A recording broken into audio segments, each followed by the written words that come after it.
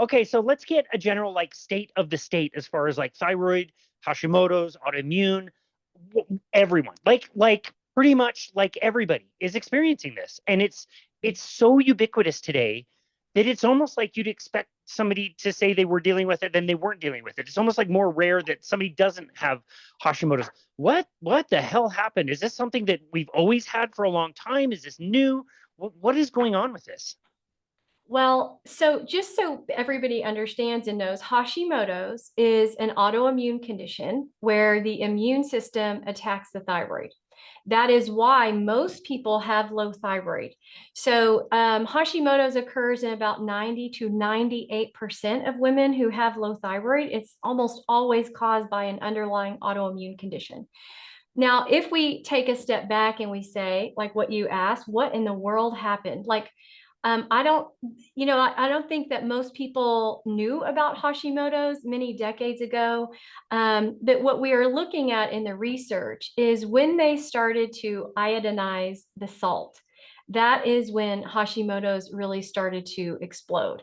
So we can see it in China, we can see it in Japan, we can see it in the United States, and many other countries. As soon as they started iodinizing the salt, it really triggers autoimmunity and specifically Hashimoto's. So that's kind of when this all started. Now, there's other things in our environment that also contribute to this issue, but I think this is what really made it explode in our population. I have never heard that before. That's crazy. Didn't they start putting iodine with salt because we had iodine deficiencies, especially like in the middle part of the country? Well, that's what they say. Yes, that's what they say. But that's usually that is not actually, I think, why they started to iodinize the salt. But I don't know enough about that to talk too much about why they started to do that. But they did it, and it caused an explosion in Hashimoto's.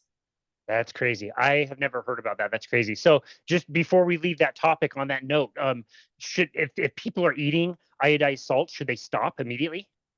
Yeah, so that's what I recommend to my patients is that we don't ever touch table salt. It is bleached, it is iodinized, it has all kinds of other things that they add into it. And so if you want to use salt, which you should, because salt is really healthy, we should be eating more of like a Celtic sea salt or a Himalayan sea salt, any of the sea salts that are more natural, not iodinized table salt. Okay, good to know. Thanks. Yeah, we love talking about salt as well. And I'm lucky here. I live in Utah and we're close to Redmond, where they Ah, produce an amazing sea salt, which is really good. yeah. It's an ancient sea salt, but yeah, okay, that's awesome. I had no idea about that. What are some of the I feed my cows Redmond sea salt. Oh, that's awesome. I love it. Very cool. What are some other lifestyle factors that are playing into this as well? There must be, we're just living in such a toxic environment. There's so many other things at play, but what are some of the major contributors as far as you're concerned? Yeah, so when you're looking at autoimmunity, because ultimately when you have Hashimoto's, that's what this is. It's not a primary low thyroid problem. The autoimmune condition is causing the low thyroid, but you have to really get down to what's causing the autoimmunity.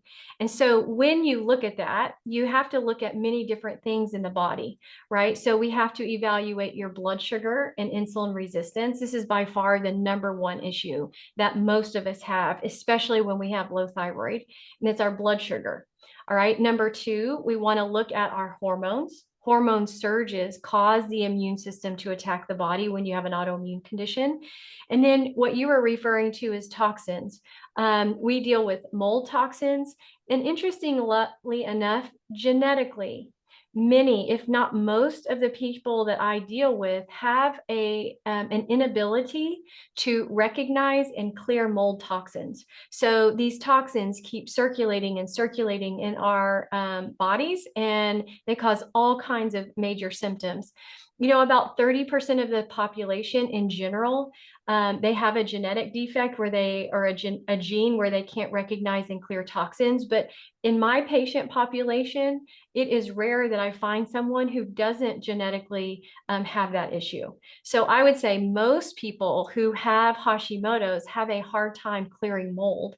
And I'm talking about mold that comes from water damage in buildings. So when drywall gets wet, it'll start growing mold within 24 hours and it spews off these mycotoxins. And then when we breathe those in, it creates brain fog. It'll be hard for you to remember words in the middle of sentences. It'll be hard to focus and concentrate, hard to retain new information. It will cause weight gain, insulin resistance, chronic fatigue, and it triggers autoimmunity. So, mold toxins are a big deal. And then we also look at heavy metals. We look at environmental toxins. We also have to look at food sensitivities and underlying infections. All of those things really are impacting the immune system and are triggers and contributors to all the symptoms that we're dealing with. Got it. That was very well explained. The mold thing. This is so hard to talk about because there's like no easy solution. If you told me like I have a food sensitivity, I need to eat a certain way, like yeah, that might create a little bit of consternation. But like if you told me I have mold in my home, like what do you like? You have to move or you have to replace the sheetrock. Like what if are those the only solutions as far as like dealing with mold if somebody has that issue? Well, if you have mold growing in the house, then yes, that's really one of the only solutions is you've got to get rid of it. You have to get out of the exposure. Now, it's not necessarily as bad all the time. So a lot of people think, oh my gosh, there's mold in my house. I got to take everything down to the studs. And that's not usually what has to happen. If you find the right people, they can really figure out where the mold is. And usually it's not a huge issue. I mean, sometimes it can be, but it doesn't have to be. And I work with so many patients where it's pretty easy to figure out where it's at and get it replaced. Like for me, I moved into a log cabin on my ranch and it was built in the 90s. And I was like, oh, great. Is there mold in here? So we did like a classic mold test and it came back clear. But a lot of times, if you just do the air sample test, it doesn't get the mold fragments. It just gets the full mold spore. And there's also mold spores that are heavy, in particular Stachybotrys, and it falls. It doesn't stay in the air, so you're going to miss it. And that's one of the most toxic molds. So I did a mold test myself, a DNA test and a PCR test. And sure enough, it came back. We had, a lot of mold toxins in the air. So we got someone out here. We fogged the house. We made sure that there was no active mold growing. We cleaned all of our air vents. I did not know this, but in Colorado, I only had to clean my air vents like once a year because it's more of a dry climate. In Texas, no, I'm sorry, it was every like 5 to 10 years. You actually do a full duct clean out. In Oh, Texas, they're like, you have to do it every single year. I'm like, oh my gosh, I did not know that. So we got UV lights put into the duct system so it kills the mold as it goes out. We have air purifiers. And then we did a kind of a deep clean, and then the mold count is really low. And I didn't have to replace any drywall or anything like that. So there are solutions, and it doesn't mean that you just have to take everything down to the stud. So I don't think that people should be concerned about that. But the other thing that you have to weigh is what is this doing to your health? And I think, depending on how sensitive you are and how reactive your immune system is, it's like if you have to spend, a few $1,000s cleaning your house, or you have to spend tens of thousands of dollars handling a health issue or a health crisis, and you don't live a great quality of life. I think that, on the one hand, it's inconvenient and it's annoying, but it is way worth it because it is so detrimental to your brain. I actually have been able to work with patients where we did a pre-volumetric MRI so we could see the volume of the brain. So when people have cognitive decline, it's actually that their brain is shrinking. And when you're dealing with mold toxins, it's a very specific part of the brain called the cingulate and the basal ganglia that starts to decrease in volume. And then after we clear the mold toxins from the system, we were able to redo a volumetric MRI after 9 months, and we saw significant increases in volume in the brain.